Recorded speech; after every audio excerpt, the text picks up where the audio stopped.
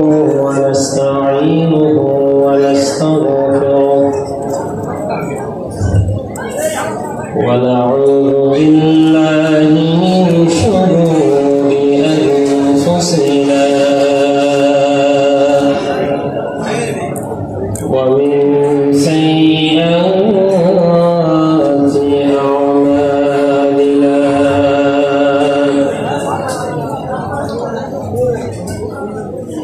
من يهده الله فلا مضل له ومن يضلله فلا هادي له ونشهد أن لا إله إلا الله وحده لا شريك له ونشهد أن سيدنا وسندنا وحبيبنا وطبيبنا ومحبوبنا ومرشدنا ومولانا محمدا عبده ورسوله الذي أرسل إلى الناس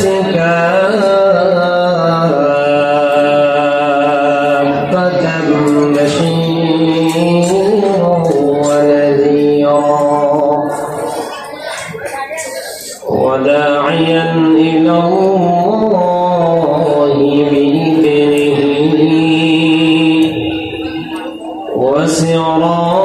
وسراجا منيرا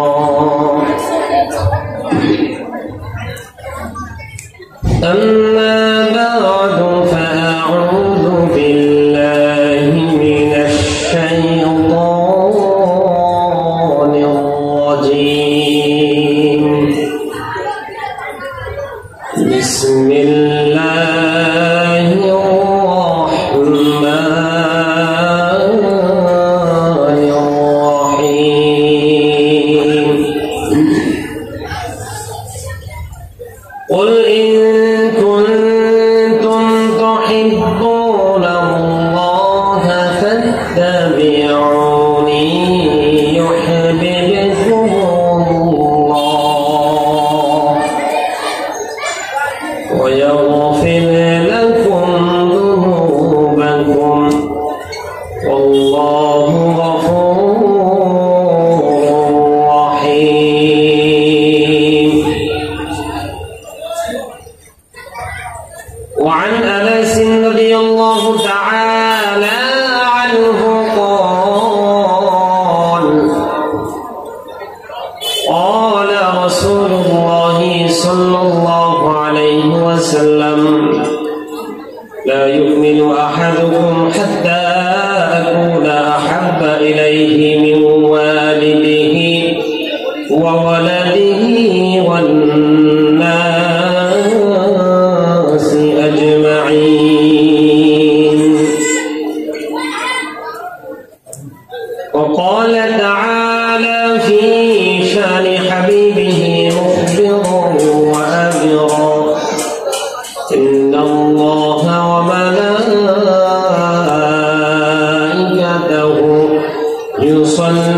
يصلون على النبي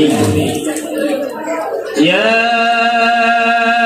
أيها الذين آمنوا صلوا عليه وسلموا تسليما. اللهم صل على محمد وعلى آل محمد كما صليت على إبراهيم وعلى آل إبراهيم إنك حميد مجيد. আপনি দুরূদ পারেন না? পারেন? তাহলে পড়ছেন না কেন? পড়েন আল্লাহুম্মা বারিক আলা মুহাম্মাদ ওয়া আলা আলি মুহাম্মাদ كما باركت على إبراهيم وعلى آل إبراهيم إنك حميد مجيد بلغ العلا بكماله كشف الدجى بجماله حسنت جميع خصاله صلوا عليه وآله لا إله إلا الله لا إله إلا الله لا إله إلا الله جوڑ لا إله إلا الله لا إله إلا الله لا إله إلا الله لا إله إلا الله لا إله إلا الله لا إله إلا الله قولوا لا إله إلا الله لا إله إلا الله لا إله إلا الله محمد رسول الله الله الله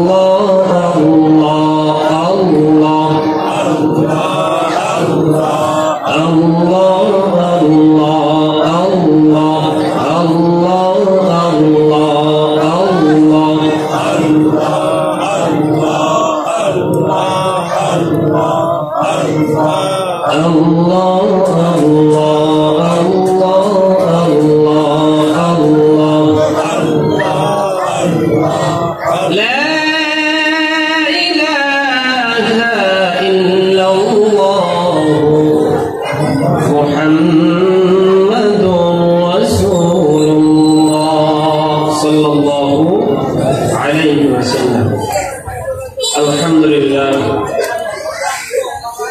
কাগজিপাড়া সিদ্দিকিয়া নুরানি হাফিজিয়া মাদ্রাসা কর্তৃক আয়োজিত 13তম তাফসীরুল কোরআন মাহফিলের মুহতারাম সভাপতি, উপস্থিত যুগের শ্রেষ্ঠ সন্তান হযরত বুজুর্গ উলামায়ে কেরাম, সম্মানে সমবেত দিন প্রিয়, ইসলাম প্রিয়, দিনদার ঈমানদার মুমিন মুসলমান ভাইরা, বুড়া বাবারা, যুবক ভাইরা, পর্দার আড়ালে অবস্থানরত শ্রদ্ধেয়া মা ও বোনেরা, বিশ্ব প্রতিপালকের দরবারে, বিশ্বজাহানের মালিক বিশ্ব প্রতিপালকের দরবারে অসংখ্য অগণিত শুকর সুজুদ, যে মহান আল্লাহ তাআলা আমাদেরকে দয়া করে, মায়া করে, মহাব্বত করে, অত্যন্ত ভালোবেসে রহমতি বরকতি জান্নাতের টুকরা বাগানে উলামায়ে কেরামের মজলিসে, কোরআন এবং হাদিসের মজলিসে আসার এবং বসার তৌফিক দিয়েছেন, তাই সকলে শুকরিয়া আদায় করি আলহামদুলিল্লাহ। এই কোরআনের মাহফিলে আসতে পেরে আপনাকে খুশি না বেজার? তাহলে খুশি হলে আরো একটু জোরে সোরে আল্লাহ রাব্বুল আলামিনের শুকরিয়া আদায় করি আলহামদুলিল্লাহ। আমাদের প্রভুকে বলেন তো আল্লাহ। আর জোরে বলতে হবে, আরো জোরে, আরো জোরে, আরো জোরে। দেখি কাকটা বেশি আওয়াজ হয়। আল্লাহ, হ্যাঁ, আল্লাহকে জোরে জোরেই ডাকতে হবে। হ্যাঁ, আমাদের নবীর নাম কি বলেন তো দেখি, সবাই বলেন। মুহাম্মাদুর রাসূলুল্লাহ সাল্লাল্লাহু আলাইহি ওয়াসাল্লাম। ওনার পরে কি আর কোন নবী হবে? আর কি কোন নবী আসবে? কেউ যদি এই চিন্তা চেতনা পোষণ করে, ঈমান থাকবে? জোরে বলেন থাকবে, আরো জোরে বলেন থাকবে। তাহলে শেষ নবী আমাদের নবী নবী মুহাম্মদুর রাসূলুল্লাহ সাল্লাল্লাহু আলাইহি ওয়াসাল্লাম। আমরা কি নবীকে ভালোবাসি না? কে কে ভালোবাসে বলতে দেন তো? আল্লাহ তাআলা সবাইকে নবীর প্রতি ভালোবাসাকে কবুল আর মঞ্জুর করেন, সকলে বলি আমিন। আল্লাহকে ভালোবাসি না? ভালোবাসি না? ভালোবাসি। এই ভালোবাসা মানে কি? শুধু মুখে বলা? মুখে বললাম যে আমি ভালোবাসি রসুলকে, ভালোবাসি, মুখে বললাম আমি আশেকে রসুল, বছরে একবার মিলাদ দিলাম, জিলাপি বিলাইলাম, জিলাপি চিনেন নি আপনারা? জিলাপি দিলাম আর কি মিলাদ দিলাম, রসুলের আশেক, রসুলের কি আশেক। নামাজ নাই, রোজা নাই, রসুলের সুন্নাহ নাই, কিন্তু রসুলের কি আশেক। গরম সুন্নি, গরম সুন্নি চিনেন নি আপনারা? হ্যাঁ, নামাজ নাই, রোজা নাই, কিন্তু রসুলের কি আশেক। আমরাও রসুলকে ভালোবাসি, বলেন না? আমরা রসুলকে ভালোবাসি, কিন্তু রসুলের প্রতি ভালোবাসাটা কেমন হবে? আচ্ছা দেখি আপনাদের পরীক্ষা হয় না, আপনারা কি আপনাদের মা বাবাকে বেশি ভালোবাসেন নাকি রসুলকে বেশি ভালোবাসেন? মা বাবাকে, অনেকে বলতেছে মা বাবাকে। আপনারা কি আপনাদের নিজের জানকে বেশি ভালোবাসেন নাকি নবীকে বেশি ভালোবাসেন? নবীকে। জানের চাইতে বেশি ভালোবাসেন নবীকে, কিন্তু মা বাবার চাইতে নবীকে বেশি ভালোবাসতে পারেন না, তাহলে তো বোঝা গেল আপনার ঈমানের পূর্ণতাই হয় নাই। ঈমানের কি হয় নাই? পূর্ণতা আসে নাই। আল্লাহ এবং আল্লাহ রাসূলকে নিজের জান, মা বাবা, ছেলে সন্তান, দুনিয়ার যাবতীয় সব কিছুর চাইতে যেই পর্যন্ত কোন মুমিন বেশি ভালোবাসতে না পারবে, সেই পর্যন্ত সে পুরা ঈমানদার হতে পারবে। হাদিসের মধ্যে আসছে عن أنس رضي الله تعالى عنه قال قال رسول الله صلى الله عليه وسلم لا يؤمن أحدكم حتى أكون أحب إليه من والده وولده والناس أجمعين. حضرت আনাস ইবনে মালিক রাদিয়াল্লাহু তাআলা আনহু বলেন, নবী মুহাম্মদুর রাসূলুল্লাহ সাল্লাল্লাহু আলাইহি ওয়াসাল্লাম বলেন, লা ইউমিনু আহাদুকুম, তোমাদের কেউ পরিপূর্ণ ঈমানদার হতে পারবে না, পরিপূর্ণ মুমিন হতে পারবে না, হাত্তা কুনা আহাব্বা ইলাইহি মিন ওয়ালিদিহি ওয়া ওয়ালাদিহি ওয়ান নাসি আজমাইন, যতক্ষণ পর্যন্ত না তার নিকটে তার মা বাবা, ছেলে সন্তান, দুনিয়ার সব কিছুর চাইতে আমি অধিক প্রিয় না হব। অর্থাৎ দুনিয়ার মুসলমান যেই পর্যন্ত একজন মুমিনের কাছে তার মা বাবা, ছেলে সন্তান, স্ত্রী, পরিবার পরিজন সব কিছুর চাইতে, এমনকি নিজের জানের চাইতেও বেশি নবীর প্রতি ভালোবাসা বেশি না হবে, ততক্ষণ পর্যন্ত কোন মুমিন দাবি করলেও পরিপূর্ণ মুমিন হতে পারবে না। তাহলে কি বুঝলেন? পরিপূর্ণ ঈমানদার হওয়ার জন্য আমাকে আপনাকে রাসূলকে একবারে দিল থেকে নিজের মনের, নিজের জানের চাইতেও বেশি ভালোবাসতে হবে। এই জন্যই তো মহান আল্লাহ রাব্বুল আলামিন কুরআনুল কারীমে সরাসরি চ্যালেঞ্জ ছুড়ে দিয়েছেন, যদি কোন মুমিন তার দুনিয়ার যাবতীয় সব কিছুর চাইতে আল্লাহ এবং আল্লাহ রাসূলের প্রতি বেশি ভালোবাসা না হবে, তাহলে তারা যেন দুনিয়াতে থাকাকালীন আল্লাহ তাআলার পক্ষ থেকে আযাবের জন্য অপেক্ষা করতে থাকে। এই দুনিয়ার মুসলমান আল্লাহ এবং আল্লাহ নবীকে ভালোবাসা এটা কোনো আবেগের নাম নয়। আল্লাহ নবীকে আমরা ভালোবাসি, কিন্তু এই ভালোবাসা এটা কোনো আবেগের নাম নয়। কিসের নাম নয় বলেন না? আবেগের নাম নয়, বলেন এটা কোনো আবেগের নাম নয়। এই ভালোবাসা হলো এটা ঈমান। সুবহানাল্লাহ। এই ভালোবাসাটা কি বলেন না ঈমান। রাসূলকে ভালোবাসবো, আমার ঈমানের পূর্ণতা আসবে। সুবহানাল্লাহ। আল্লাহ রাব্বুল আলামিন কোরআনুল কারীমে একটা একটা করে বিভিন্ন দিকগুলো উল্লেখ করে জানিয়ে দিয়েছে দুনিয়ার সব কিছুর চাইতে আল্লাহ ও আল্লাহ রাসূলের প্রতি ভালোবাসা বেশি হতে হবে। আল্লাহ রাব্বুল আলামিন বলেন, قل إن كان آباؤكم وإخوانكم قل إن كان آباؤكم وأبناؤكم وإخوانكم وأزواجكم وعشيرتكم وأموال اقترفتموها وتجارة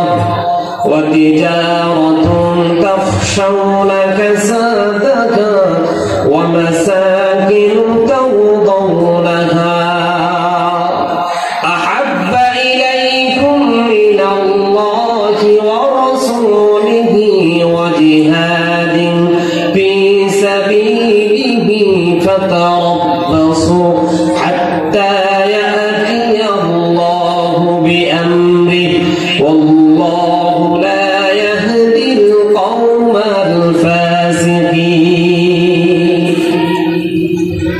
মহান আল্লাহ রাব্বুল আলামিন বলেন, কুল ইন কানা আবাউকুম, হে নবী আপনি বলুন যদি তোমাদের মা বাবা, ওয়া আবনাউকুম তোমাদের ছেলে সন্তান সন্তান সন্তানাদি, ওয়া ইখওয়ানুকুম তোমাদের ভাই বোন, ওয়া আজওয়াজুকুম তোমাদের স্ত্রী, ওয়া আশিরাতুকুম তোমাদের আপনজন প্রিয়জন আত্মীয় স্বজন পরিবার পরিজন, ওয়া আমওয়ালুন ইকতারাফতুমুহা তোমাদের ওই ধন সম্পদ যেগুলোকে অনেক কষ্ট করে তোমরা উপার্জন করেছো, ওয়া তিজারাতুন তাখশাউনা কাসাদাহা তোমাদের ওই ব্যবসা বাণিজ্য যে ব্যবসা বাণিজ্যের লোকসান হওয়াটাকে তোমরা ভয় করো, ক্ষতি হয়ে যাওয়াটাকে ভয় করো, ওয়া মাসাকিনু তারদাউনাহা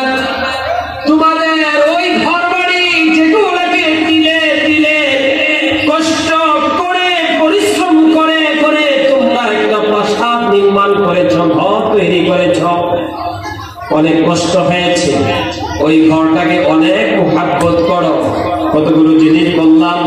আল্লাহ তাআলা বললেন আপনি বলুন মা বাবা, ছেলে সন্তান, ভাই বোন, 4 নম্বরে স্ত্রীরা, 5 নম্বরে পরিবার পরিজন আত্মীয় স্বজন, 6 নম্বরে হলো তোমাদের ধন সম্পদ যেগুলাকে অনেক কষ্ট করে অর্জন করেছো, 7 নম্বরে হলো তোমাদের ব্যবসা বাণিজ্য যেগুলোর লোকসান হওয়াটাকে তোমরা ভয় করো, 8 নম্বরে হলো তোমাদের ঘর বাড়ি যেগুলাকে তোমরা অধিকতর তোমরা মুহাব্বত করো, ভালোবাসো।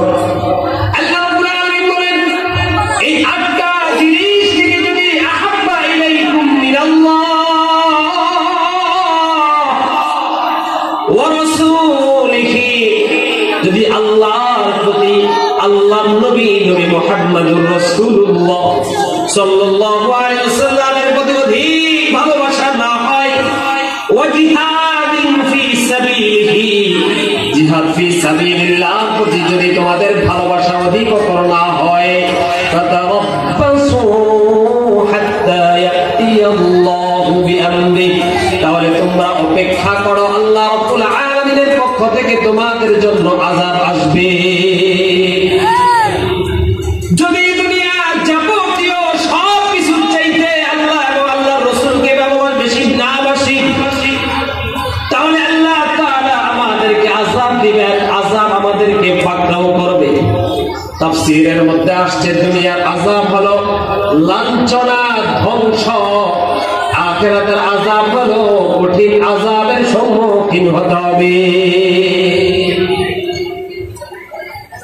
দুনিয়ার মুসলমান এই হাদিস এবং কোরআনের মাধ্যমে যেটা বুঝতে পারলাম সেটা হলো আমাদের দুনিয়ার যাবতীয় সব কিছুর চাইতে নবী মুহাম্মদুর রাসূলুল্লাহ সাল্লাল্লাহু আলাইহি ওয়াসাল্লামকে বেশি ভালোবাসতে হবে, ঠিক কিনা? ভালোবাসতে হবে। কোনোভাবেই রাসূলের ভালোবাসার চাইতে আমার নিজের জানের প্রতি ভালোবাসা, মা বাবার প্রতি ভালোবাসা গালের হতে পারবে? এই যে রাসূলকে মা বাবার চাইতে বেশি ভালোবাসতে হয় আমরা জানি না। আমরা কিন্তু বলে ফেলছি অনেকে যে মা বাবাকে বেশি ভালোবাসি।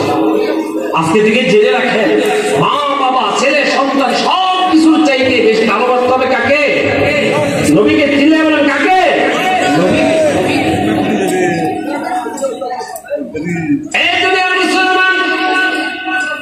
এই জন্যই তো দেখেন না খলিফাতুল মুসলিমিন হযরত ওমর ফারুক রাদিয়াল্লাহু তাআলা আনহু সম্পর্কে একটা কথা, তিনি কিন্তু আপনাদের মতোই বলে ফেলছিল, ইয়া রাসূলুল্লাহ, আপনাকে দুনিয়ার সব কিছুর চাইতে বেশি ভালোবাসি, তবে আমি আমার জানের চাইতে বেশি ভালোবাসি না। আল্লাহ নবী জানায় দিলেন, না না না, আমার প্রতি যেই রকম ভালোবাসা হওয়া দরকার সেই পরিমাণ ভালোবাসা এখনো তোমার হয় না। হাদিসের মধ্যে আসছে আন আব্দুল্লাহ ইবনে হিশাম রাদিয়াল্লাহু তাআলা আনহু قال كنا مع النبي صلى الله عليه وسلم وهو آخذ بيد عمر بن الخطاب। হযরত আব্দুল্লাহ ইবনে হিশাম রাদিয়াল্লাহু তাআলা আনহু থেকে বর্ণনা, তিনি বলেন, আমরা একবার রাসূল আরবি সাল্লাল্লাহু আলাইহি ওয়াসাল্লামের সঙ্গে ছিলাম, হাঁটতেছি, আর আল্লাহ নবী হুয়া আখিদুম বিয়াদি উমর ইবনে খাত্তাব, আল্লাহ নবী উমরের হাত ধরে ধরে হাঁটতেছেন। সুবহানাল্লাহ। যখন নবী মুহাম্মদুর রাসূলুল্লাহ সাল্লাল্লাহু আলাইহি ওয়াসাল্লাম উমরের হাত ধরে হাঁটতেছেন, উমর খুশি হয়ে আল্লাহ নবীকে বলতেছেন, ফাকাল লাহু উমর ইয়া রাসূলুল্লাহ লা আনতা আহাব্বু ইলাইয়া মিন কুল্লি শাইইন ইল্লা মিন নাফসি। ইয়া রাসূলুল্লাহ, ইয়া হাবিবাল্লাহ, আমি আপনাকে দুনিয়ার সব কিছুর চাইতে বেশি ভালোবাসি, তবে আমার জানের চাইতে না, আমার জানের চাইতে আপনাকে বেশি ভালোবাসি না, দুনিয়ার সব কিছুর চাইতে আপনাকে বেশি ভালোবাসি। আল্লাহ নবী বললেন, ফাকালা লা, হে ওমর, তোমার ভালোবাসা এখনো আমার প্রতি হয় নাই। আল্লাহ নবী বলেন, ওয়াল্লাযী নাফসি বিয়াদিহি হাত্তা আকুনা আহাব্বা ইলাইকা মিন নাফসিক। হে ওমর, যতক্ষণ পর্যন্ত তোমার ভালোবাসা তোমার জানের চাইতেও অধিকতর আমার প্রতি না হবে, ততক্ষণ পর্যন্ত তোমার ভালোবাসার পূর্ণরূপ হবে না।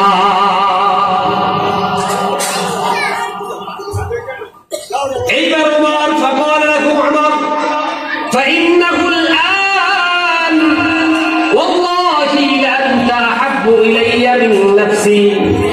নিজেকে প্রস্তুত করলেন, প্রস্তুত করে এবার ঘোষণা দিলেন, ইয়া রাসূলুল্লাহ, ইয়া হাবিবাল্লাহ, আমি আমার জানের চাইতেও আপনাকে বেশি ভালোবাসি। সুবহানাল্লাহ। ওমর জানায় দিলেন, ইয়া রাসূলুল্লাহ, আপনাকে আমার জানের চাইতেও বেশি ভালোবাসি। আল্লাহ নবী বলেন, ফাইন্নাহুল আন, হে ওমর, এতক্ষণে তোমার ভালোবাসা হয়েছে। সুবহানাল্লাহ। আল-আন ইয়া ওমর, তোমার ভালোবাসা এতক্ষণে হয়েছে, নবীকে নিজের জানের চাইতেও বেশি ভালোবাসতে হবে। আর নবীকে কেনই না বেশি ভালোবাসবো না? কেন বেশি ভালোবাসবো না? নবীকে ভালোবাসা হলো ঈমান। এক নাম্বার বলেন, নবীকে ভালোবাসা, আরো জোরে বলেন, নবীকে ভালোবাসা ঈমান, এটা ঈমানের বিষয়। দুই নাম্বার বিষয় হলো, কাউকে ভালোবাসতে হলে তার মধ্যে কয়েকটা গুণ থাকা লাগে। স্বভাবত চারটা গুণ যার মধ্যে আছে, মানুষ তাকে বেশি ভালোবাসে, মানুষ তাকে বেশি কি করে? ভালোবাসে। আর এই চারটা গুণের অন্যতম রূপ হলেন নবী মুহাম্মদুর রাসূলুল্লাহ সাল্লাল্লাহু আলাইহি ওয়াসাল্লাম। এই চারটা গুণ কি? এক নাম্বার জামাল, দুই নাম্বার কামাল, নওয়ার, 4 নম্বর কারামাত। 4 নম্বর কারামাত। জামাল মানে সুন্দর। মানুষ সুন্দর হইলে মানুষ কি করে? স্বভাবত তাকে ভালোবাসে, মহাব্বত করে। আমার নবী সুন্দর ছিলেন, সুবহানাল্লাহ বলেন। আমার নবী কি ছিলেন বলেন না? সুন্দর ছিলেন। কত সুন্দর ছিলেন আমার নবী! দুনিয়া সবচাইতে বেশি সুন্দর ছিলেন। আমার নবীর মতো এত সুন্দর দুনিয়ায় আল্লাহ তাআলা কাউকে পাঠান নাই, সুবহানাল্লাহ। আমরা সবাই জানি নবী ইউসুফ আলাইহিস সালাতু ওয়াস সালাম অধিক সুন্দর। এই কাজ করছিলেন অথবা কোন একটা ছোট জিনিস নিয়ে কাজ করছিলেন, হঠাৎ করে হাত থেকে সেইটা পড়ে যায়। এবার আম্মা জান কান্না শুরু করে দিচ্ছে। হারায় গেছে, পাইতেছে না, বিছাইতেছে, খুঁজতেছে, পায় না। এখান থেকে এটাও আমাদের জন্য একটা শিক্ষা। যারা মা বাবা এখানে উপস্থিত হয়েছেন, আপনাদের ছেলে হোক এবং মেয়ে হোক উপযুক্ত হইলে সাথে সাথে বিবাহের ব্যবস্থা করবেন, ঠিক কিনা? করবেন তো ইনশাআল্লাহ? ইনশাআল্লাহ। এই কথা বলবেন না যে হাতি জোড়ানোর আগে কলা গাছের ব্যবস্থা করো, বলে কিনা আমাদের সমাজে? নাউযুবিল্লাহ, এগুলো বলা যাবে না। প্রাপ্তবয়স্ক হয়েছে, মেয়ে প্রাপ্তবয়স্ক হয়েছে, আমাদের দেশীয় আইন হলো 18 বছরের মেয়ে হতে হবে আর 21 বছরের ছেলে হতে হবে। তার আগে বিবাহ দিলে বাল্য বিবাহ। নাউযুবিল্লাহ বলেন, নাউযুবিল্লাহ বলেন না, নাউযুবিল্লাহ। এগুলো হলো পশ্চিমাদের ষড়যন্ত্র। আমাদের দেশের মানুষকে ইসলাম থেকে তারা দূরে রাখতে চায়। এই জন্য ইসলামের একটা পূর্ণাঙ্গ বিধান যে প্রাপ্তবয়স্ক হলেই বিবাহ বন্ধনে আবদ্ধ হতে পারবে। এখন নতুন করে একটা আইন করে দিল যেটা ইসলামের সঙ্গে সংঘর্ষ। ইসলামের সাথে সাংঘর্ষিক কোন সংবিধান এই দেশে মানা হবে না, ঠিক কিনা? ইসলামের সাথে যেগুলো মিল আছে আমরা সবই মানব। আরে ভাই, আপনি নিয়ম করলেন 18 বছরের আগে মেয়ে বিবাহ দিলে বাল্য বিবাহ, কিন্তু 18 বছরের আগে মেয়েটা যখন আরেকটা ছেলে নিয়ে পার্কে যায় তখন আপনাদের এই আইনগুলো কোথায় থাকে? কথা বলেন না কেন? তখন আপনাদের এই আইনগুলো কোথায় থাকে? তখন আইন প্রয়োগ করেন না কেন? এখন তো আপনারা বয়স করেছেন, 18 বছরের পরে বিবাহ দিতে হবে, তারপরেও দেখা যায় বাচ্চা হওয়ার সময় সিজার করতে হয়। এই কথা বলেন, ঠিক কিনা? আর একটা সময় আমাদের দাদি খালা এদের বিবাহ হয়েছে 12 বছরে 13 বছরে, কিন্তু 8 জন 10 জন 12 জন সন্তান হয়েছে। সিজার লাগছে একটাও? এই বলে সিজার লাগছে একটাও? লাগে নাই। তাহলে কেন বলেন ছোট একটি বিবাহ হলে কষ্ট, সমস্যা?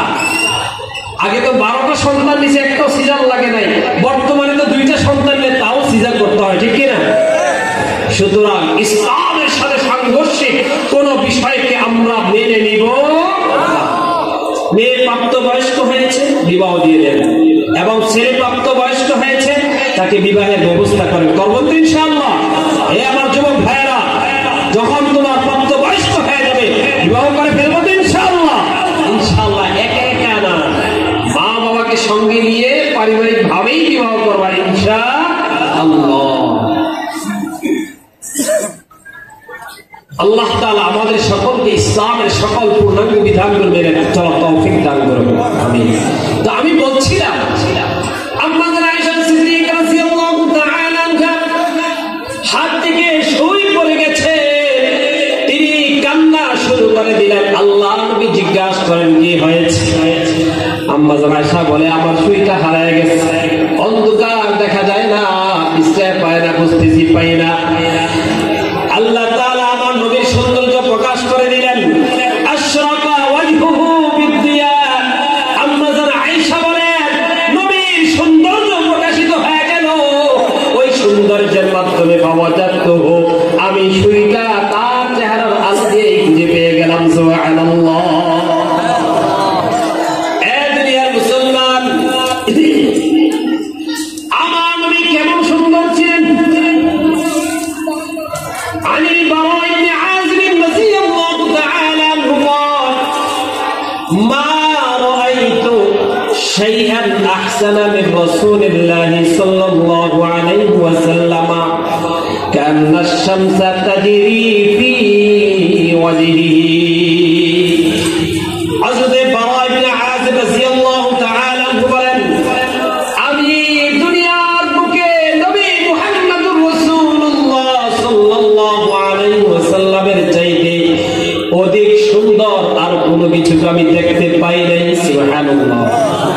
কান্না শামসা তাজরি ফি ওয়াজহিহি, যে সূর্যের আলো কেমন যেন রাসূলের চেহারার মধ্যে ঝলমল করত। সুবহানাল্লাহ। আর আমরা চিল্লে বলেন না সুবহানাল্লাহ। হযরত জাবির ইবনে সামুরা রাদিয়াল্লাহু তাআলা থেকে বর্ণনা, আমার নবী কেমন সুন্দর ছিলেন। আন জাবির ইবনে সামুরা রাদিয়াল্লাহু তাআলা আনহু قال رأيت رسول الله صلى الله عليه وسلم في ليلة أضحيان وعليه حلة حمراء فجعلت أنظر إليك وإلى القمر فلا هو عندي أحسن من القمر। হযরত জাবির ইবনে সামুরা রাদিয়াল্লাহু তাআলা আনহু বলেন যে আমি একদিন রাসূলুল্লাহ সাল্লাল্লাহু আলাইহি ওয়াসাল্লামকে দেখলাম পূর্ণিমা চাঁদের রাত্রিতে দাঁড়িয়ে আছেন। রাসূলের গায়ের পোশাকটা হলো লাল, লাল একটা পোশাক পরিধান করে নবীজি দাঁড়ায় আছেন। আমি একবার নবীর দিকে তাকাই, আরেকবার চাঁদের দিকে তাকাই, একবার চাঁদের দিকে তাকাই, একবার নবীর চেহারা মুবারকের দিকে তাকাই। সর্বশেষ সিদ্ধান্তে উপনীত হইলাম আমার নবী ওই চাঁদের চাইতেও অধিক সুন্দর। সুবহানাল্লাহ। আমার নবী কেমন সুন্দর ছিলেন, আমার নবী কেমন সুন্দর আল্লাহ বানাইছে, আমার নবী কেমন সুন্দর ছিলেন। আমরা সবাই জানি যখন কিয়ামত সংঘটিত হয়ে যাবে তখন আসমানের সব কিছু ভেঙে চুরমার হয়ে যাবে, ঠিক কিনা? চাঁদ সূর্য সব চুরমার হয়ে পড়ে যাবে। একদিন নবী মুহাম্মদুর রাসূলুল্লাহ সাল্লাল্লাহু আলাইহি ওয়াসাল্লাম মসজিদে নববীর মধ্যে বসা, হঠাৎ করে একজন সাহাবী চিল্লায় বলতেছে কিয়ামত হয়ে গেছে। কি হয়ে গেছে? কিয়ামত হয়ে গেছে। তুমি কি বলো কিয়ামত হয়ে গেছে? কই যে দেখো না চাঁদ আসমান থেকে ভাঙা মসজিদে নববীর মধ্যে পড়ে গেছে। এইবার সাহাবী বলে তুমি ভুল দেখতেছ, এটা চাঁদ নয়, এটা হলো আমার তোমার নবী মুহাম্মদুর রাসূলুল্লাহ সাল্লাল্লাহু আলাইহি ওয়াসাল্লাম। নবীজি এত বেশি সুন্দর ছিলেন। সুবহানাল্লাহ। তাহলে নবীর চাইতে আর সুন্দর কেউ ছিলেন না। ভালোবাসতে হলে চারটা গুণ লাগে, এর মধ্যে জামাল সুন্দর। আমার নবী সবচাইতে বেশি কি ছিলেন? সুন্দর ছিলেন। কি ছিলেন? সুন্দর ছিলেন। 2 নাম্বার কামাল, পূর্ণতা। আমার নবীকে আল্লাহ তাআলা ইলম, আখলাক, যাবতীয় সব কিছু দিয়ে পূর্ণাঙ্গ নবী হিসাবে প্রেরণ করেছেন। সুবহানাল্লাহ। এই জন্যই তো আল্লাহ রাব্বুল আলামিন বলেন ক্বালাল্লাহু তাআলা ওয়া ইন্নাকা লাআলা খুলুকিন আযীম। আমার আল্লাহ রাব্বুল আলামিন আমার আপনার নবীর আখলাক নিয়ে, চরিত্র নিয়ে উত্তম চরিত্রের সার্টিফিকেট দিয়েছেন কোরআনুল কারীমে। সুবহানাল্লাহ। আল্লাহ তাআলা ঘোষণা দিয়েছেন নবী মুহাম্মদুর রাসূলুল্লাহ সাল্লাল্লাহু আলাইহি ওয়াসাল্লামের চরিত্র হলো উত্তম চরিত্র। সুবহানাল্লাহ। এমনি ভাবে আমার আপনার নবী তিনি বলছেন ইন্নামা বুইসতু লিউতাম্মিমা মাকারিমাল আখলাক, যে আমি উত্তম চরিত্রের মাধুরীকে পূর্ণতা দেওয়ার জন্যই প্রেরিত হয়েছি। সুবহানাল্লাহ। তাহলে আমার নবী পূর্ণাঙ্গ একজন নবী ছিলেন। সব দিক থেকে আল্লাহ তাআলা পূর্ণাঙ্গ বানাইয়াই তাকে পাঠাইছেন।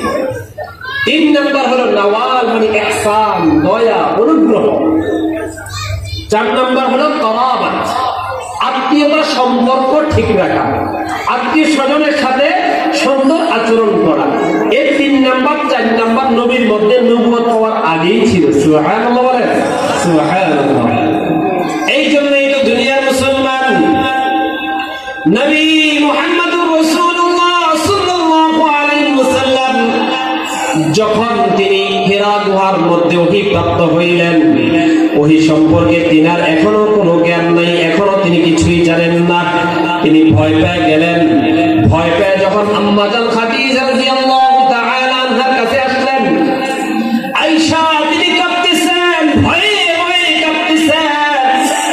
আম্মা জান খাদিজা রাদিয়াল্লাহু তাআলা আনহা তিনাকে প্রশ্ন করলেন, কি হয়েছে? নবীজি পূর্ণ ঘটনার বিবরণ দেওয়ার পরে এবার আম্মা জান খাদিজা রাদিয়াল্লাহু তাআলা আনহা জানায় দেন, কাল্লা মা ইউখজিকা আল্লাহু আবাদা। আল্লাহর কসম খেয়ে বলছি, আল্লাহ তাআলা কখনো আপনাকে লাঞ্ছিত করবেন না। সুবহানাল্লাহ। কারণ হিসেবে তিনি দেখালেন কয়েকটা বিষয়। তিনি জানায় দিলেন আপনার মধ্যে কিছু গুনাহগুণ আছে যেগুলোর কারণে আমি আশাবাদী আল্লাহ তাআলা আপনাকে লাঞ্ছিত করবেন না। ইন্নাকা লাতাসিলুর রাহিমা ওয়া তাহমিলুল কাল্লা ওয়া তাকসিবুল মা'দুমা ওয়া তাকরিদ দাইফা ওয়া তুঈনু আলা মাওয়াইবিল হাক্কি। নিশ্চয়ই আপনি আত্মীয়তা সম্পর্ক বজায় রাখেন, এক নাম্বার। দুই নাম্বার হলো আপনি অসহায়দের বোঝা বহন করুন। তিন নাম্বার আপনি যারা রিক্ত হস্ত কিছু উপার্জন করতে পারে না ওই সকল লোকদেরকে উপার্জন করে আপনাদের তাদেরকে সাহায্য করেন। সুবহানাল্লাহ। চার নাম্বার হলো আপনার মাঝে আপ্যায়নের গুণাগুণ মেহমানদারি করেন খুব বেশি। পাঁচ নাম্বারে হলো যারা সত্যের উপরে চলতে যে বিচ্যুতি হয়ে যায়, সত্যের উপরে চলতে যায় যারা নাকি কষ্টে উপনীত হয় আপনি তাদেরকে সাহায্য সহযোগিতা করেন। সুবহানাল্লাহ। এই গুণাগুণগুলো নবীর মধ্যে নবুয়ত পাওয়ার আগেই ছিল, নবুয়ত পাওয়ার পরে তো অবশ্যই ছিল। এই জন্য আমরা একটা মানুষকে স্বভাবত চারটা গুণ থাকলে মানুষ ভালোবাসে: সুন্দর, পূর্ণতা, এরপর হলো ইহসান, দয়া, মানুষের প্রতি দয়া, মুহাব্বত, ভালোবাসা, আরেকটা হলো কারাবাত, আত্মীয়তা সম্পর্ক বজায় রাখা। আর এই চারটা গুণের পূর্ণতম রূপ হলেন কে? কে? নবী মুহাম্মদুর রাসূলুল্লাহ। বলেন নবী মুহাম্মদুর রাসূলুল্লাহ সাল্লাল্লাহু আলাইহি ওয়াসাল্লাম। তাহলে নবীকে না ভালোবেসে অন্য কাউকে ভালোবাসার সুযোগ আছে? আর এই যে নবীকে নিজের জানের চাইতে, মালের চাইতে, দুনিয়ার সব কিছুর চাইতে বেশি ভালোবাসতে হবে, সেটা বাস্তব উদাহরণ, বাস্তব উপমা আমাদের জন্য রেখে দিয়েছেন সাহাবায়ে কেরাম আজমাইন। সাহাবায়ে কেরাম আজমাইন। আমরা একটু কষ্ট করে সামনের দিকে আগে বসি, একটু সামনের দিকে চলে আসি। পিছনে আমাদের অনেকেই দাঁড়িয়ে আছে, কষ্ট হচ্ছে, একটু সামনের দিকে আগে আসি। হ্যাঁ, জিকির করেন লা ইলাহা, জিকির করতে করতে সামনে চলে আসেন। লা ইলাহা, লা ইলাহা, লা ইলাহা। সামনে চলে আসেন, সামনে চলে আসেন। এই যে ভাইরা সামনে পিছনে বসে আছেন, সামনে চলে আসেন। লা ইলাহা, লা ইলাহা, লা ইলাহা। হাসবি রাব্বি জাল্লাল্লাহ। বলেন হাসবি রাব্বি জাল্লাল্লাহ মা ফি কলবি গায়রুল্লাহ, মা ফি কলবি গায়রুল্লাহ, লা ইলাহা, জোরে লা ইলাহা, লা ইলাহা ইল্লাল্লাহ মুহাম্মাদুর রাসূলুল্লাহ সাল্লাল্লাহু আলাইহি ওয়াসাল্লাম। আমরা বলছিলাম যে সাহাবায়ে কেরাম আজমাইন নবীকে নিজের জানের চাইতে, মালের চাইতে, ছেলে, সন্তান, স্বামী, বাবা সব কিছুর চাইতে ভালোবেসে আমাদের জন্য বাস্তব উদাহরণ উপমা রেখে দিয়েছেন যে তোমাদেরকেও এমন বেশি ভালোবাসতে হবে। সুবহানাল্লাহ। যেমন নবীকে জানের চাইতে বেশি ভালোবাসছেন কে? অনেক উদাহরণ আছে, একটি উদাহরণ করে করে আপনাদেরকে জানিয়ে দিব ইনশাআল্লাহ। হযরত তালহা ইবনে উবাইদুল্লাহ রাসূলের একজন সাহাবী, উহুদের প্রান্তরে যখন কাফের মুশরিকদের পক্ষ থেকে যখন আক্রমণ হলো, মুসলমানরা ছিন্ন বিচ্ছিন্ন হয়ে গেল, নবীকে উদ্দেশ্য করে তীর নিক্ষেপ করা শুরু করলো, তখন এই তালহা ইবনে উবাইদুল্লাহ রাসূলের সামনে যে নিজের শরীরটাকে দান বানিয়ে রাসূলকে সম্পূর্ণরূপে ইবাদত করলেন। সুবহানাল্লাহ।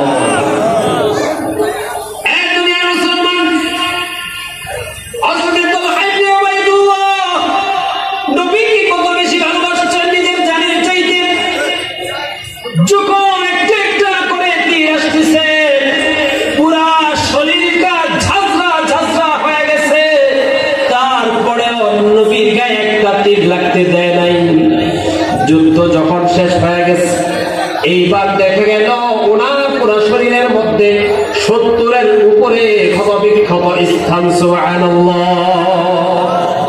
এত পরিমাণে তীর বর্ষা দিনা শরীরে লাগছে, নিজের জানের পরোয়া করে নাই, রাসূলকে ভালোবাসছে, আবার ইন্তেকাল হয়ে যায়, তারপরেও রাসূলের গায়ে যেন কোনো একটা তীর যেন লাগতে না পারে। সুবহানাল্লাহ। এই জন্যই তো নবী মুহাম্মদ রাসূলুল্লাহ সাল্লাল্লাহু আলাইহি ওয়াসাল্লাম বলতেন, মান আহাব্বা আন ইয়ানজুরা ইলা শাহীদিন ইয়ামশি আলা ওয়াজহিল আরদি ফালইয়ানজুর ইলা তালহা ইবনে উবাইদিল্লাহ। আল্লাহ নবী বলেন, যে ব্যক্তি এমন একজন শহীদকে দেখতে চাও, শহীদ তো বলা হয় জিহাদের মধ্যে যায় যে ইন্তেকাল করে তাকে শহীদ বলা হয়, কিন্তু আল্লাহ নবী বলছেন, তোমরা যদি এমন একজন শহীদকে দেখতে চাও যে শহীদ জমিনের উপরে হাঁটাচলা করে, সুবহানাল্লাহ, আল্লাহ নবী বলেন, ফালইয়ানজুর ইলা তালহা ইবনে উবাইদিল্লাহ, তাহলে তারা যারা তালহা ইবনে উবাইদিল্লাহর দিকে তাকায়। সুবহানাল্লাহ। তিনি দুনিয়াতে থেকেই তিনি শাহাদাতের মর্যাদা পেয়েছেন। সুবহানাল্লাহ।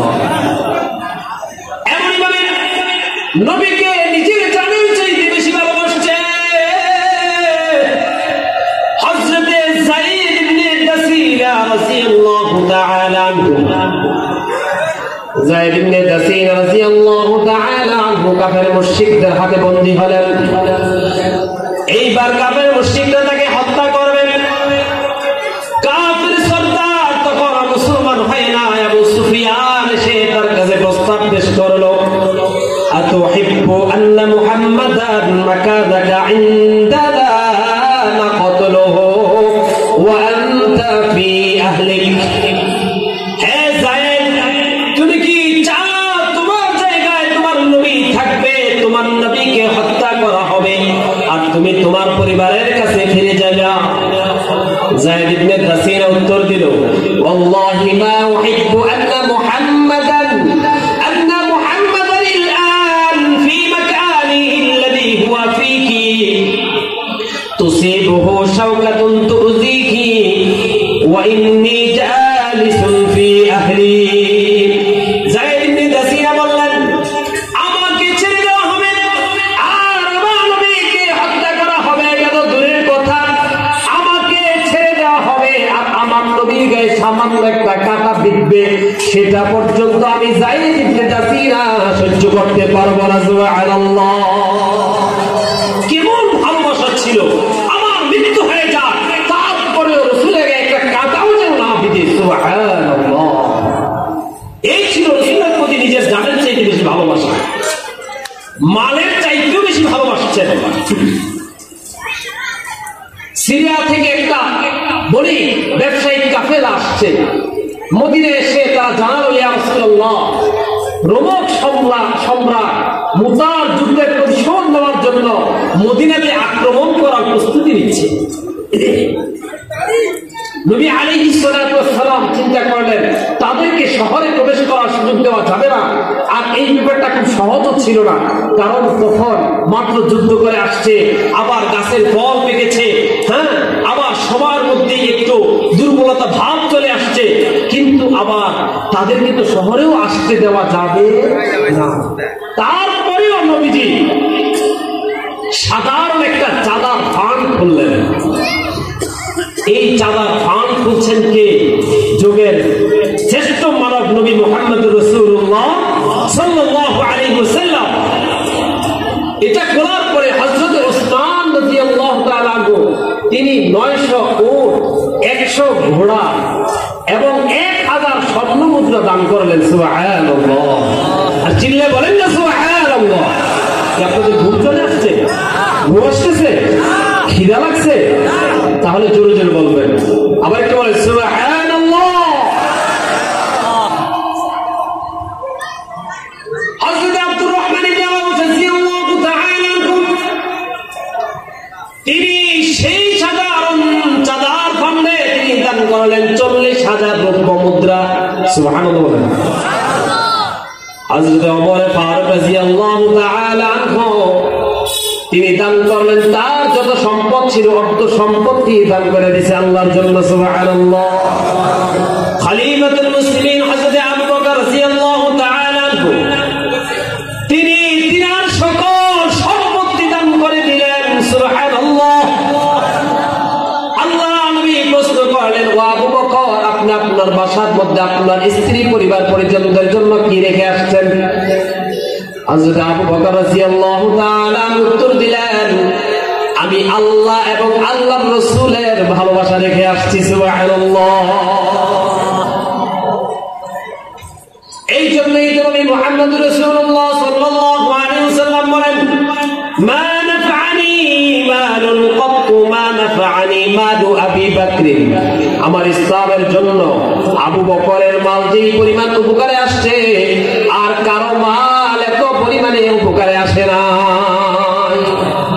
আবু বকর রাদিয়াল্লাহু তাআলা আনহুর জীবনের পছন্দনীয় একটা আমল ছিল আল্লাহ রাসূলের জন্য বেশি বেশি মাল খরচ করা।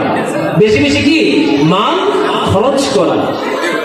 এই জন্যই তো একবার আল্লাহ নবী একটা মজলিসের মধ্যে ঘোষণা দিলেন যে আমার কাছে 3টা জিনিস অধিক প্রিয়। কয়টা জিনিস? আর কয়টা? কার কাছে? নবীজির কাছে। কার কাছে? 3টা জিনিস অধিক প্রিয়। 1 নাম্বার হলো নামাজ। 1 নাম্বার কি বলেন? আমাদের কাছে মোবাইল। বলেন আমাদের কাছে? আমাদের কাছে বলেন। আপনার না বললো এটাই বর্তমান সমাজ নষ্ট হওয়ার পিছনে একমাত্র স্ত্রী, নেক বিবি।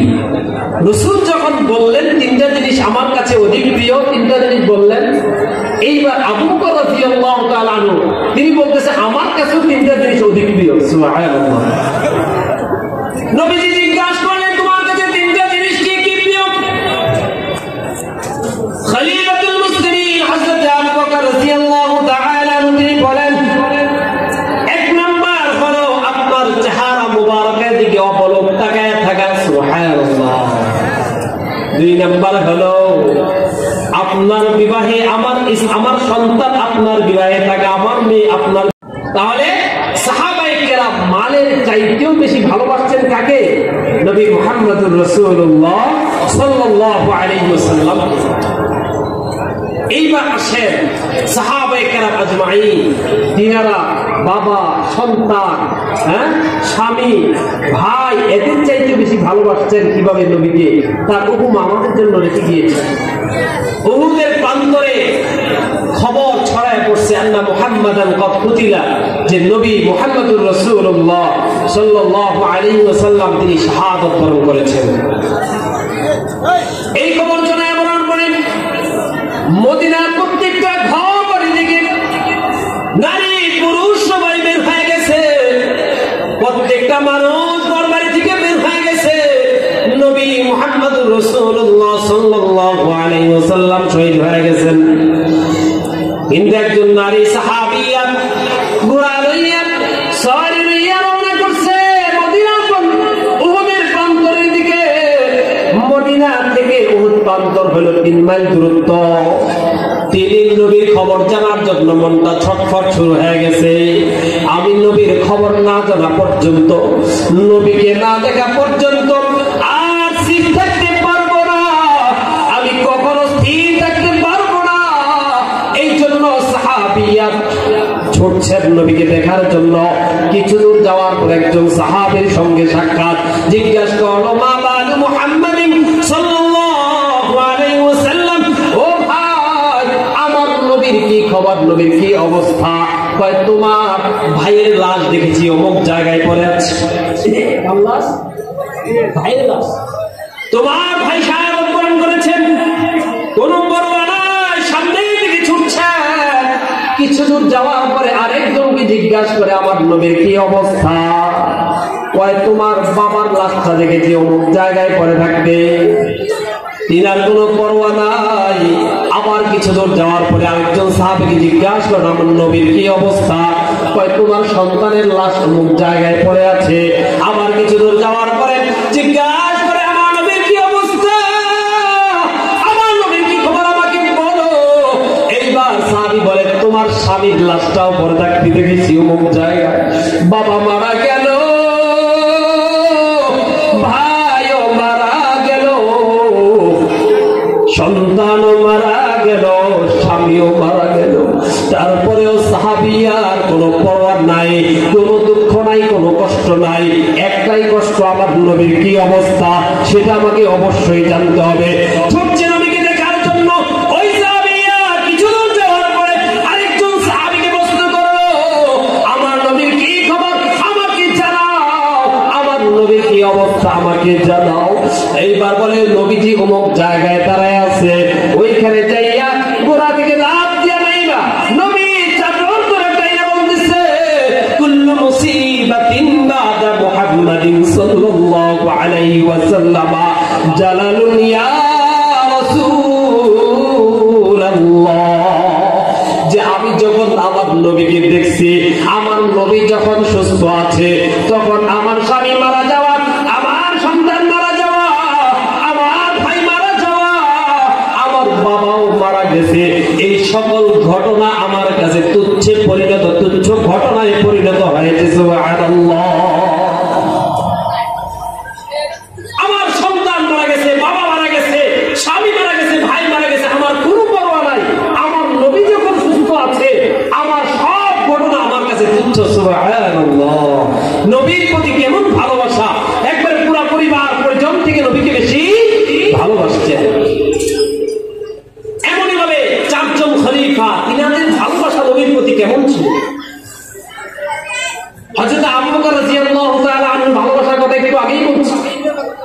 এরপর আবার যখন হিজরতে যাচ্ছেন, মক্কা থেকে মদিনায় হিজরত করছেন, তখন কিন্তু নবীকে হিজরতের সঙ্গী ছিলেন হযরত আবু বকর রাদিয়াল্লাহু তাআলা আনহু। এই আবু বকর রাদিয়াল্লাহু তাআলা আনহু একবার নবীর সামনে যায়, আবার পিছনে আসে, আবার সামনে, আবার পিছনে। আল্লাহ নবী জিজ্ঞাসা করে, আপনি এমন করছেন কেন?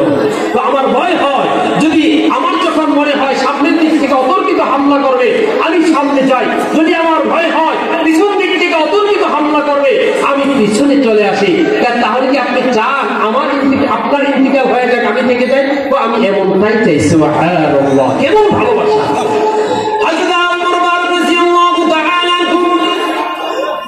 যিনি ইসলাম গ্রহণ করার পূর্বে নাঙ্গা তরবারি নিয়ে রওনা হয়েছে নবীকে হত্যা করার জন্য, কিন্তু ইসলাম গ্রহণ করার পরে নবীর প্রতি কেমন ভালোবাসা জন্মাইছে। নবীর যখন ইন্তেকাল হয়ে যায়, ওই যে ভালোবাসার বন্ধন, প্রিয় মানুষের বিচ্ছেদ কখনো সহ্য করা যায় না। সহ্য করা যায় নাকি? প্রিয় মানুষের বিচ্ছেদ, মৃত্যুর মাধ্যমে বিচ্ছেদ হয়ে গেলে সহ্য করা যায় না। ওমর ফারুক রাদিয়াল্লাহু তাআলা নবীর ইন্তেকালের পরে ঘোষণা দিয়েছে, যেই ব্যক্তি বলবে আমার নবী ইন্তেকাল করছে, তার গর্দা আমি শরীর থেকে বিচ্ছিন্ন করে দিব। এটা কিন্তু তিনি বলেছেন কিসের কারণে? তিনি বলছেন একমাত্র প্রিয় মানুষের বিচ্ছেদ সহ্য করতে না পেরে, ঠিক কিনা? এই ছিল রাসূলের প্রতি ভালোবাসা। ওসমান রাদিয়াল্লাহু তাআলা আনহু নবীকে কেমন ভালোবাসছেন, সম্পত্তি যা কিছু নবীর জন্য খরচ করেছেন। এমনই ভাবে হযরত ওসমান রাদিয়াল্লাহু তাআলা আনহু হুদায়বিয়ার সন্ধির সময় আল্লাহ নবী তাকে পাঠাইছে মক্কার অবস্থা পর্যবেক্ষণ করার জন্য হযরত ওসমান মক্কা গিয়েছেন। কাফের মুশরিকরা বলল, তুমি যখন চলে আসছো তুমি তওয়াফ করে চলে যাও, তোমার নবীকে তওয়াফ করার সুযোগ দেওয়া হবে না। তিনি জানায় দিলেন, মা কুনতু লিয়াফআলা হাত্তা ইয়াকুফা বিহি রাসূলুল্লাহি সাল্লাল্লাহু আলাইহি ওয়াসাল্লাম।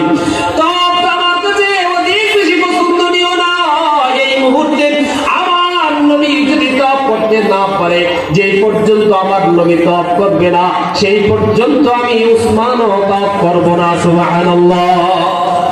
উসমান রাদিয়াল্লাহু তাআলা নবীকে দাওয়াত দিয়েছে, নিজের ঘরে নবী যাচ্ছেন, একটা একটা কদম করে করে হযরত ওসমান বলছেন, দেখা করে নবীজি হাঁটছেন, একটা একটা কদম করে করে হযরত ওসমান বলছেন। আল্লাহ নবী প্রশ্ন করে, ওসমান আমার কদম কেন বলতেছ? ওসমান কয়, ইয়া রাসূলুল্লাহ, ইয়া হাবিবাল্লাহ, আমি বলতেছি যতটা কদম লাগে আমার বাড়ি পর্যন্ত আপনার যাইতে আমি সেই পরিমাণ গুনাহ মাদাত করে দিব। সুবহানাল্লাহ। কেমন মহব্বত ছিল হযরত আলী রাদিয়াল্লাহু তাআলা, নবীর প্রতি ভালোবাসা কেমন ছিল। আল্লাহর নবী যখন হিজরত করে যাবেন, নিজের খাটের উপরে নিজের শোয়ার বিছানায় নিজের চাদর গায়ে দিয়ে শোয়া দিচ্ছে। তারপরেও আলী রাদিয়াল্লাহু তাআলা কোন ভয়হীন ছাড়াই সেখানে শুয়ে আছে, ঠিক কিনা? আলী রাদিয়াল্লাহু তাআলা হুদায়বিয়ার সন্ধির সময় যখন লেখা হলো হাদাস সুলহু মিন মুহাম্মাদির রাসূলিল্লাহ, কাফের মুশরিকরা বলল, যদি তোমরা লেখো এই চুক্তি মুহাম্মাদুর রাসূলুল্লাহ, আল্লাহর রাসূল মুহাম্মদের পক্ষ থেকে, তাহলে তো আমরা তাকে নবী মেনে নিলাম, তাহলে এত কিছুর প্রয়োজন কি? রাসূলুল্লাহ কেটে দাও। আল্লাহ নবী বললেন, আলী তুমি রাসূলুল্লাহ কেটে দাও। হযরত আলী জানায় দিলেন, ইয়া রাসূলুল্লাহ, ইয়া হাবিবাল্লাহ, আমি আলীর হাতে রাসূলুল্লাহ কাটতে পারবো না। সুবহানাল্লাহ। কেমন মহব্বত ছিল। অন্যান্য সাহাবীদের মহব্বত, হযরত হাসান ইবনে সাবিত রাদিয়াল্লাহু তাআলা নবীকে ভালোবাসতেন। তিনি ছিলেন একজন কবি, তিনি তার কবিতার মাধ্যমে ভালোবাসা প্রকাশ করেছেন। সুবহানাল্লাহ। তিনি বলেন, ওয়া আহসানু মিনকা লাম তারা কাত্তু আইনি ওয়া আজমালু মিনকা লাম তালিদিন নিসাউ খুলিকতা মুবাররান মিন কুল্লি আইবিন কান্নাকা কদ খুলিকতা কামা তাশাউ। হাসান ইবনে সাবিত রাদিয়াল্লাহু তাআলা আনহু বলেন, ওয়া আহসানু মিনকা লাম তারা কাত্তু আইনি, ও নবী আপনাকে ছাড়া আপনার মতো সৌন্দর্য এই দুনিয়ার মধ্যে আমার চক্ষু আর কাউকে দেখে নাই। সুবহানাল্লাহ। ওয়া আজমালু মিনকা লাম তালিদিন নিসাউ, আপনার মতো সুন্দর এমন সন্তান কোন মা দুনিয়াতে জন্ম দেয় নাই। সুবহানাল্লাহ। এমনি ভাবে আবার বলেন, খুলিকতা মুবাররান মিন কুল্লি আইবিন, আল্লাহ তাআলা আপনাকে সকল দুষ্টুমি থেকে মুক্ত করে বানাইছে। সুবহানাল্লাহ। কেমন যেন আপনি যেমন চেয়েছেন তেমন ভাবেই আল্লাহ তাআলা আপনাকে বানাইছে। সুবহানাল্লাহ। হযরতে বিলাল হাবশী রাদিয়াল্লাহু তাআলা নবীকে ভালোবাসতেন। কেমন ভালোবাসতেন? নবীর ইন্তেকালের পরে তিনি মদিনা ছেড়ে চলে গিয়েছেন দামেস্কে, কারণ নবীকে ভালোবাসেন।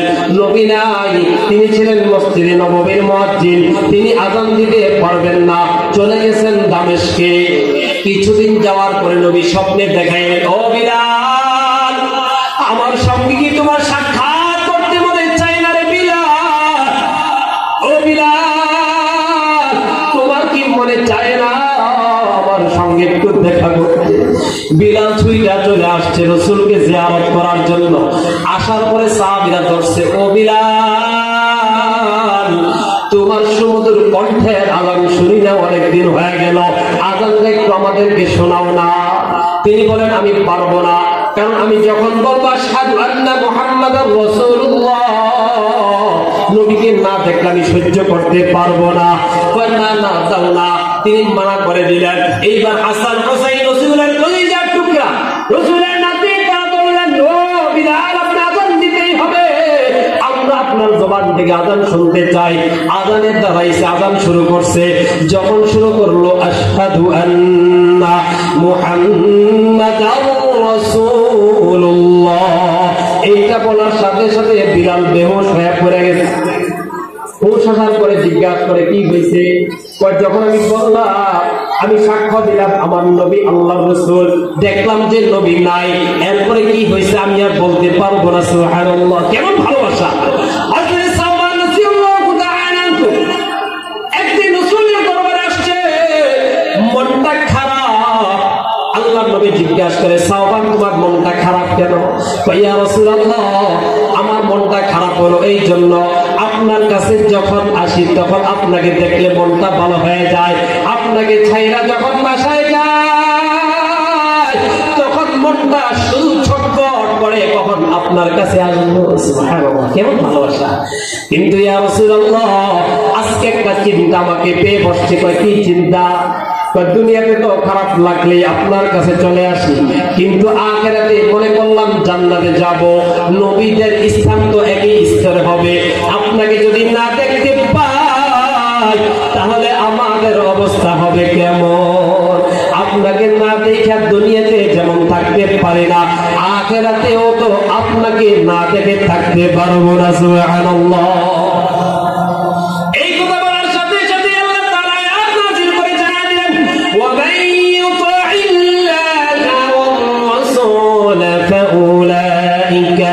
مع الذين أنعم الله عليهم من النبيين والصديقين والشهداء والصالحين।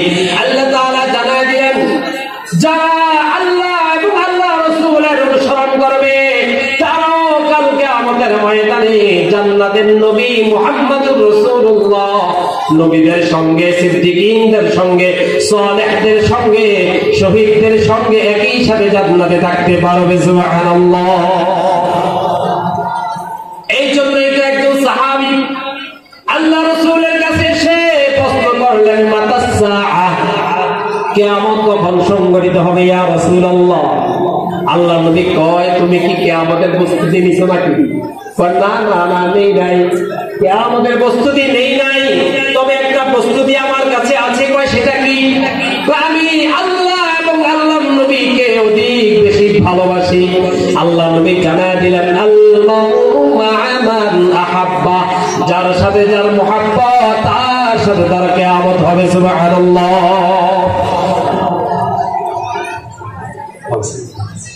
আল্লাহ নবী জানায় দিলেন, যার সাথে যার মুহাব্বত তার সাথে তার কিয়ামত।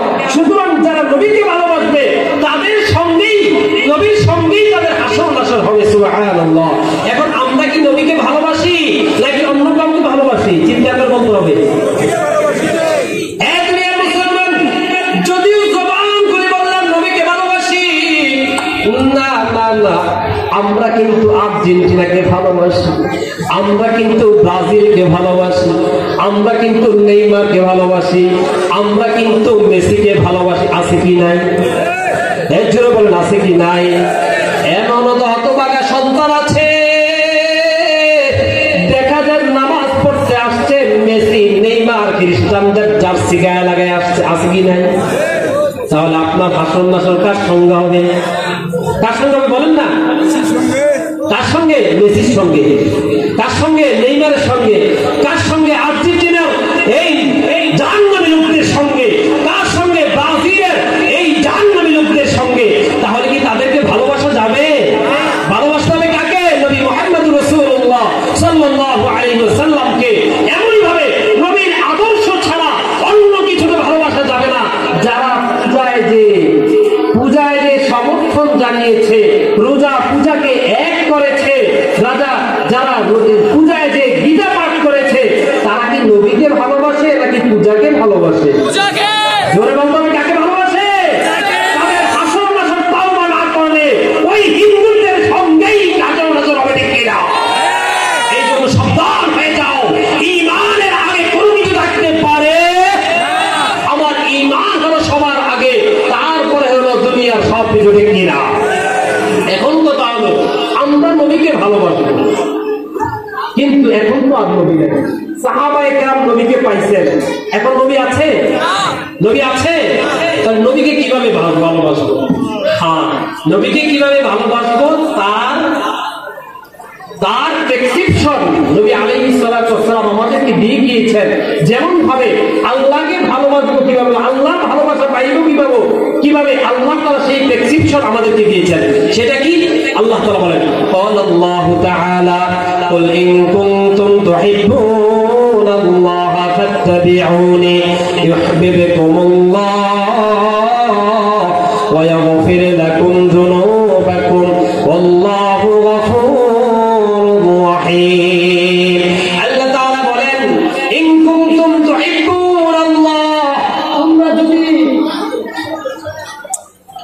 আপনার সামনে আসেন না, সামনে আসেন, বারবার তো এইভাবে ঘরের মাঝখানে এই ইয়ে দিলে ব্যাঘাত হয়। আপনার সামনে আসেন, প্রত্যেকে নিজ জিম্মায় সামনে এসে বসেন। পিছনে অনেকে দাঁড়িয়ে আছে, বসতে পারতেছে না, সামনে আসেন।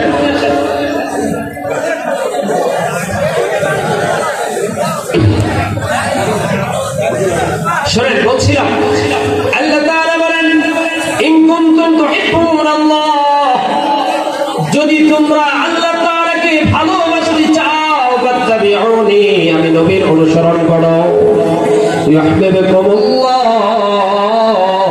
আল্লাহ তাআলা তোমাদেরকে ভালোবাসবেন, ওয়া ইয়াগফির লাকুম যুনুবাকুম, আল্লাহ তাআলা তোমাদের গুনাহসমূহ ক্ষমা করে দিবেন। সুবহানাল্লাহ। আল্লাহ তাআলাকে ভালোবাসতে হলে কার অনুসরণ করতে হবে? নবী। আর নবী বলেন, নবীকে যদি ভালোবাসতে চাও, আল্লাহ নবী বলেন, হাদিসের মধ্যে আসছে, আন আনাস রাদিয়াল্লাহু তাআলা আনহু قال قال رسول الله صلى الله عليه وسلم من أحب سنتي فقد أحبني ومن أحبني كان معي في الجنة। আল্লাহ নবী বলেন, যেই ব্যক্তি আমার সুন্নতকে ভালোবাসলো, যেই ব্যক্তি আমার আদর্শকে ভালোবাসবে, কেমন যেন সে আমাকেই ভালোবাসলো। আর যেই ব্যক্তি আমাকে ভালোবাসবে, সেই ব্যক্তি কাল কিয়ামতের ময়দানে জান্নাতে আমার সঙ্গেই থাকবে। সুবহানাল্লাহ। তাহলে নবীকে ভালোবেসে নবীর সঙ্গে জান্নাতে যাইতে চাই কে কে? হাত উঠাই, যদি হাত উঠাই, আল্লাহ তাআলা আমাদের সকলকে কবুল আর মঞ্জুর করে। সকলে বলি আমিন।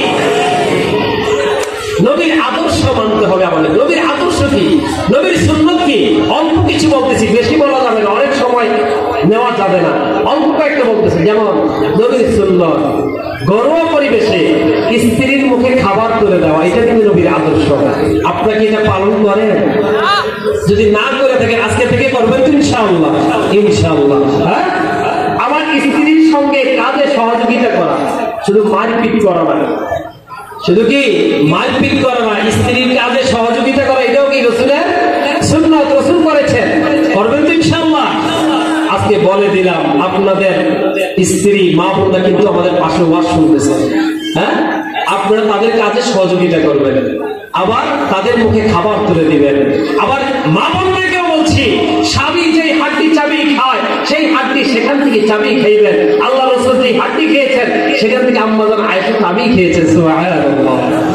যেই গ্লাসে যেখান থেকে মুখ লাগিয়ে পানি পান করেছেন, আম্মা জান আয়েশা সেখান থেকেই মুখ লাগিয়ে পানি পান করেছেন। সুবহানাল্লাহ। তাহলে না মহব্বত তৈরি হবে। মহব্বত আসবে কিভাবে?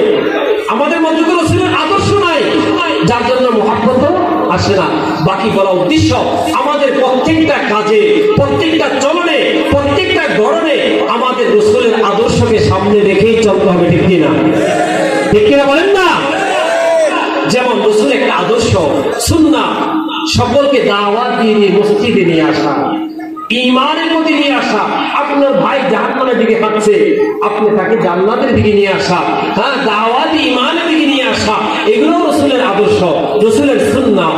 বিশেষ করে রাসূলের সুন্নাত শুধু মুসলমানদেরকে দাওয়াত দেওয়া না, যারা অমুসলিম তাদেরকেও দাওয়াত দেওয়া। রাসূল যখন দুনিয়াতে আগমন করেছেন, তখন তো সবাই কাফের মুশরিক ছিল, তাদেরকে দাওয়াত ইসলামের পথে এনেছেন।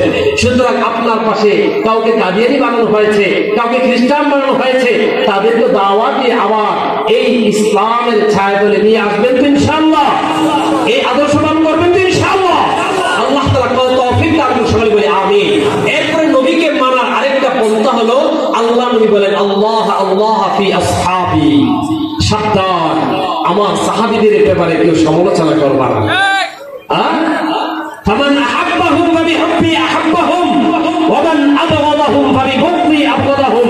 যেই ব্যক্তি আমার সাহাবীদেরকে ভালোবাসলো কেমন যেন আমাকেই ভালোবাসলো, যে ব্যক্তি আমার সাহাবীদের প্রতি বিদ্বেষ রাখলো তারা কেমন যেন আমার প্রতি বিদ্বেষ রাখলো। সুতরাং সাহাবীদের প্রতি বিদ্বেষ রাখা যাবে না, এবং যারা সাহাবীদের সমালোচনা করে সাহাবী বিদ্বেষী হবে তারা কখনো হকপন্থী দল হতে পারে না। ঠিক কিনা?